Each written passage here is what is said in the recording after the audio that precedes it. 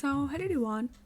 In this question, it is given that two objects of mass 10 kg and 20 kg respectively are connected to the two ends of a rigid rod of length 10 meter with negligible mass.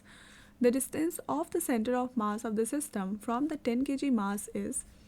So, we have two objects 10 kg and 20 kg respectively. So, basically इस question में क्या बोला गया है आपको कि आपके पास दो रॉड है, ठीक है. एक कितने का है, एक 10 kg का रॉड है और एक कितने का है, 20 kg का रॉड है. दोनों को आपने फिक्स कर दिया है एक रिजिड रॉड से, राइट, अटैच कर दिया है एंड से. और इस रॉड का जो लेंथ है वो है आपका 10 मीटर, ठीक है. ओके, नाउ आपसे बोला गया है कि आपको बताना है कि 10 kg से, ठीक है, आपका जो सेंटर ऑफ मास होगा, distance of centre of mass of the system from the 10 kg मास, ठीक है. यहाँ से आपका सेंटर ऑफ मास कहाँ लाई करेगा, लाइक 10 है तो कहीं बीच में तो लाई कर नहीं सकता, बिकॉज यहाँ पे देखो 10 ऑप्शंस हम देखते हैं. फर्स्ट एलिमिनेट करो ऑप्शन के थ्रू.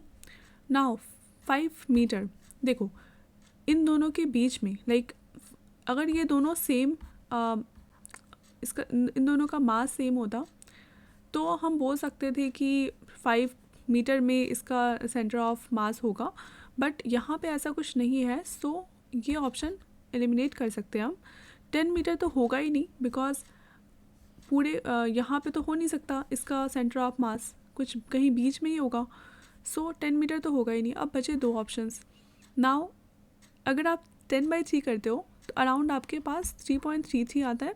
अगर आप 20/3 करते हो तो अराउंड आपके पास 6 पॉइंट कुछ आता है, राइट, 6 पॉइंट समथिंग.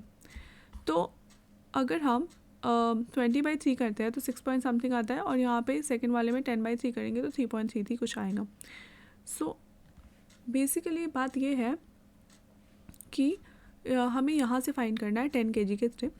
तो अब देखो इन दोनों में कन्फ्यूज़न तो है, बट हम देख लेते हैं.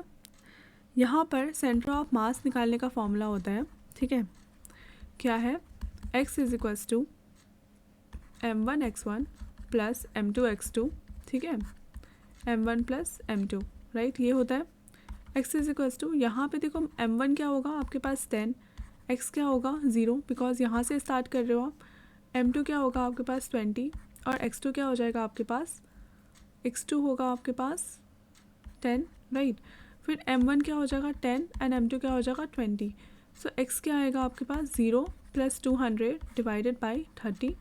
इट मीन्स ये होगा आपके पास 200/30 विच इज़ इक्वल्स टू 20/3, ठीक है. सो आपके पास x आ गया 20/3. तो यहाँ से आप देख सकते हो कि जो 20/3 है आपका करेक्ट आंसर हो जाएगा. So thank you so much.